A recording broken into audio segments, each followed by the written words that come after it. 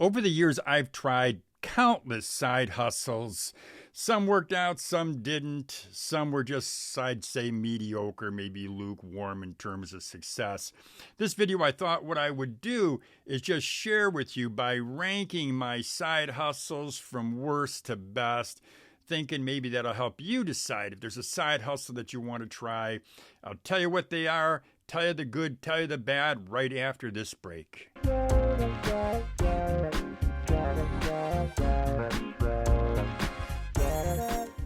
Before I rank the side hustles that I've tried from best to worst, I just want to mention that right now, if you want more information about side hustles, in fact, if you want information about personal finance or career tips or really anything else that pertains to people who are over 50 years old, well, check out my new website. It's over50tv.com. Over50tv.com. I've got plenty of other information there, stuff I really don't have room to put on this YouTube channel. So check out over50tv.com. Working for a retailer, and yep, your boy Lou, yes, I have worked for retailers. Actually, I worked for a couple retailers, and I even hesitate to say that they were bad jobs or they were the worst of the 5 side hustles, because you know what? After all, I did make some money there. But you know what? If you are working at a company for a retailer, really anybody you're working at for any company, you're in a trap. You're only going to make money as long as you're working there. If you take time off, you don't earn money. You're sick, you don't get paid.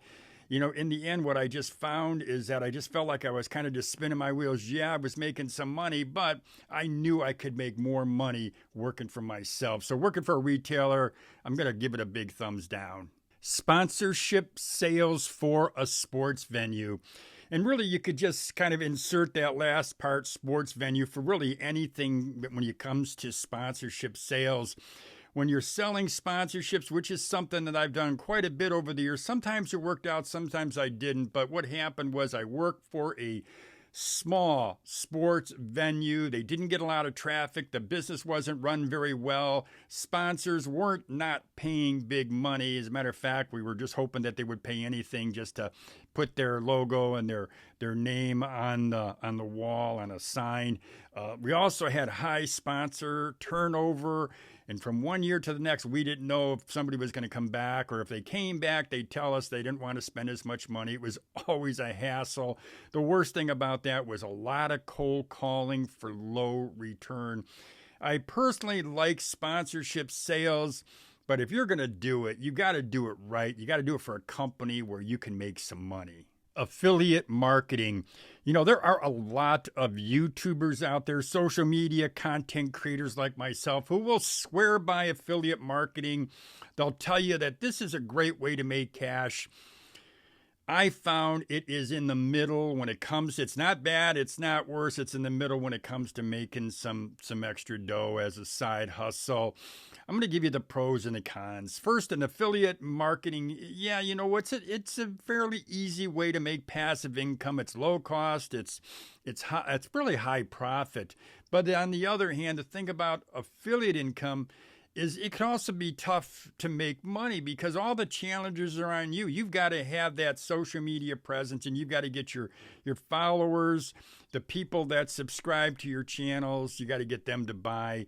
I found it to be lukewarm to mediocre when it comes to making money. So I'm going to rank this right in the middle. Reselling, which means you're buying products low and you're selling them high.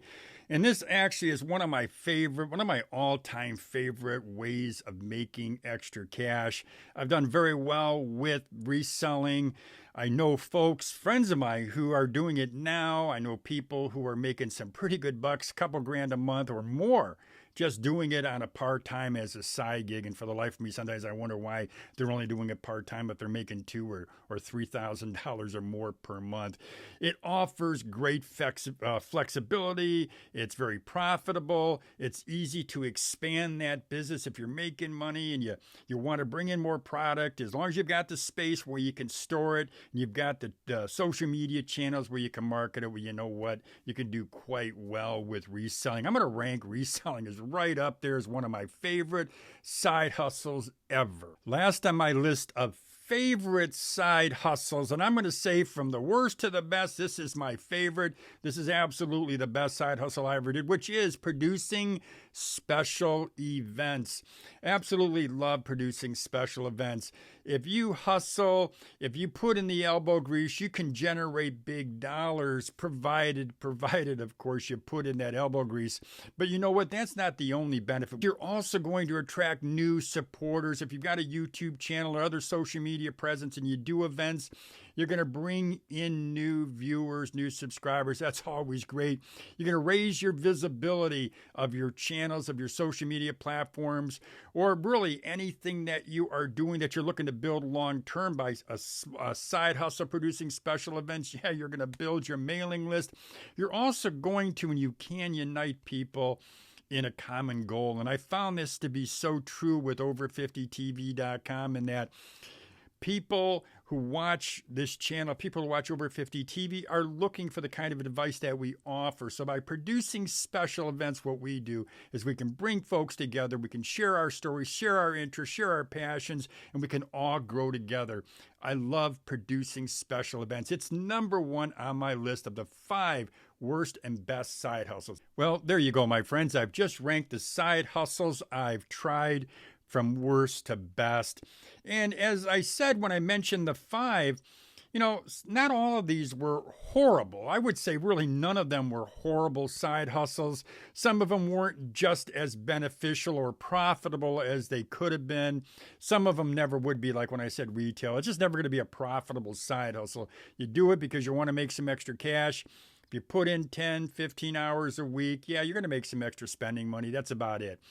But again, the last side hustle I mentioned, producing special events, I think that has been my best, my favorite side hustle. I think anyone can produce a special event. You have an interest, you create the product, you create the event, and then what you do is you market it. And yeah, you can make some good money doing it.